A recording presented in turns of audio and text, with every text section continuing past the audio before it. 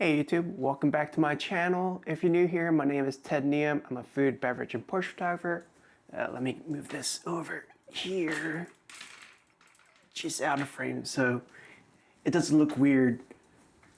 So I can see myself but also not look weird that I'm not completely looking at the camera. Because I use my iPad to monitor myself. Still waiting for Xune to announce the M5 Pro. It's really, I have the Hollyland VCore 2 and the Xune's CMO 4K, so I can use my phone as my monitor, but having a dedicated monitor is way better than my iPhone. Although the screen on iPhones is amazing, it's just too many notifications, then everything gets hot, the phone gets hot, so I'm like, you know what? Just wait till Xune brings out the 5-inch version and then go for that one. I mean, the M7 Pro, which I'm using on my R6 Mark III right now, is really amazing. The screen is beautiful, but it's 7 inches on a mirrorless body. It's very awkward. And when you use it and that sort and travel around with it, it's very cumbersome. And I'm using a magic arm to hold it up because if I use a regular monitor mount, the hinge of the monitor mount will break. I feel like I did talk about this before in another video, I think. But this is the current video. Just finished exporting. Okay, this video is my last video I spoke about my car's clutch breaking down and I had to get it replaced. Ultimately, it cost me $1,350. I did have the money, plenty of money to pay for it at the time, but I was thinking to myself, what if I sold my two Nisi lenses and my DZ090 to help fund that repair? So I sold it to Adorama. In total, I did get $1,390, but if I had store credit, it'd been $1,430, I think. Not that big of a deal, but still at the same time, I started thinking to myself, I do want to get the M5 Pro from Xune when they announce it, and I've been eyeballing these Thypoch lenses that I have right here. I'll probably do a little B-roll of this Thypoch lens, but in the back of my mind, I was thinking about those two things, and as much as I love the Nisi's look, it's very clean, which is what I kind of prefer for the food work, because I like the character coming from this lens. I'm gonna do some more shooting with this today and this weekend and put it into this video so you can see what footage and stills look like coming from this Thypoch. I idiotically bought the 85 Nisi because, coming from photography, I generally lean towards 35, 50, and 85. And I figured 85 would be great because that's what I use for detail shots. As I grow more into videography and that sort, I am realizing that 85 is really way too long of a focal length. It's really great obviously for a product and close-ups, but for those really intimate details. But for everything else, like 24 to 50 is my range for a video. For detail work, obviously, yeah, having the 85 and the 90 millimeter, which kind of overlap, which is a separate issue. Those two overlapped, so when I do product like video work, that will be when I ever use them. But the thing that put me away from them now is that the bulk of the weight, the weight of the Nisi set and the DCOs were incredibly heavy. Regardless of what the image quality, those lenses with the PL mount were incredibly heavy. Like, I'm not young anymore, so I'm already trying to minimize what I carry for shoots. But I recognize that I still have to carry this same amount of stuff, but where I can minimize is probably, in terms of weight, is what I was definitely considering. So these Thypochs, if you see in my hand, it is quite small, and it is fairly light, to be honest with you. Hence the reason why I'm pretty excited about these lenses.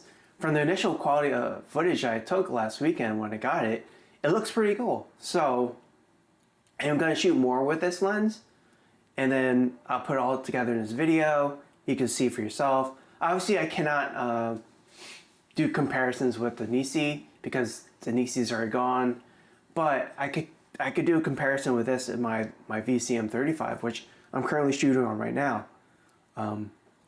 I don't feel like, it didn't feel like putting it on the entire rig where it's on, where the camera's on rails, and then I put follow focus system on here. I'm probably gonna have to do that. I'll go try to see how that all fits in the hand and it feels in the hand. But from my initial impressions with this Thypoch Simera C 35, it's light. The video quality looks pretty amazing, and it's small and compact. Like, I feel like I'll just get the 28mm and the 50mm, even eventually the 75mm to get the complete set, and this will be perfect. And plus, these lenses are like $300-400 cheaper than Nisi Athenas. And I know Nisi just brought out had Aurelius and the Rewind, two new Sony sets, all amazing, but at the same time, I'm probably not gonna go for them because of the weight. I mean, yeah, if I was rolling in money and had plenty of work in the video work, then I would probably wouldn't have that much of an issue picking all these lenses up. But as we are at 387 per gallon for gas, job slowing down, it's really hard to make those calls. So that's what this video is about. I'm gonna do more actual testing with the 35mm. I'll just put into this video so you can see what this looks like, and give my thoughts on it. But so far, I really do like it. It's pretty great for the cost it is in terms of weight and image quality.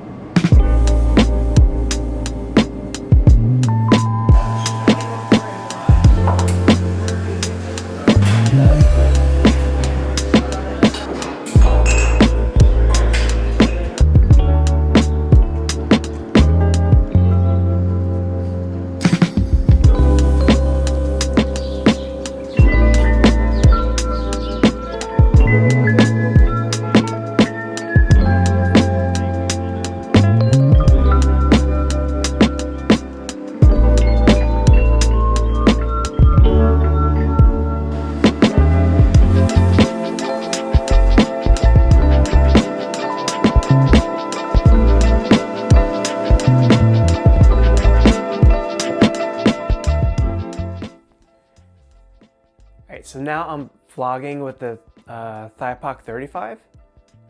I believe I'm in focus. I'm using my wireless follow focus system to focus. So I went around the city today to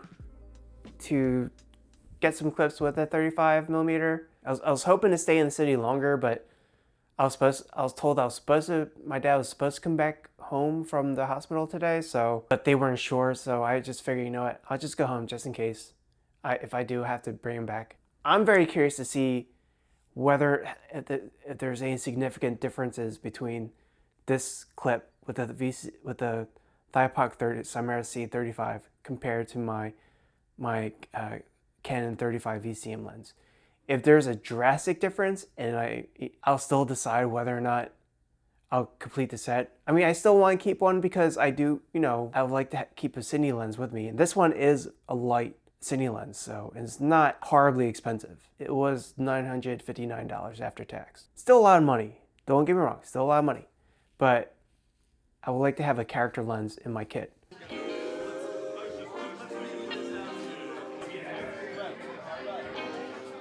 Sometimes you gotta pray for a victory.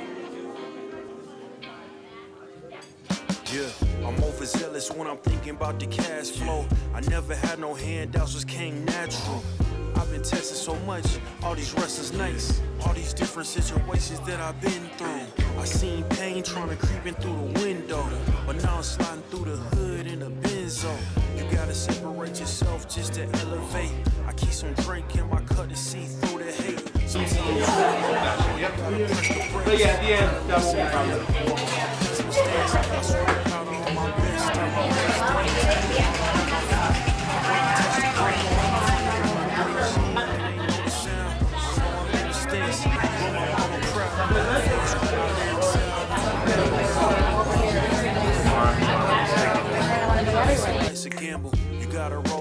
Hopefully this will sync. I don't think the R5.2's audio is being picked up, but that's okay. I'm just using the audio from R5.2 as scratch. But so R6 III Mark III has the Thypoch 36mm, and the R5 Mark II has the VCM 35. There is a little color shift difference between these two lenses, at least on these LCD screens.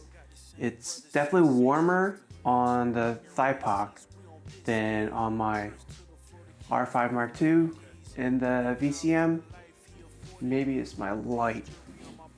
They're both at ND, two-stop ND, both at f2.8. Everything else is the same. C-Log 2 for both cameras. There's a little a distance difference between the two because they're not on the same plane, but this test is really just to see the character difference between these two lenses, whether or not you could spot a clear on difference between the two.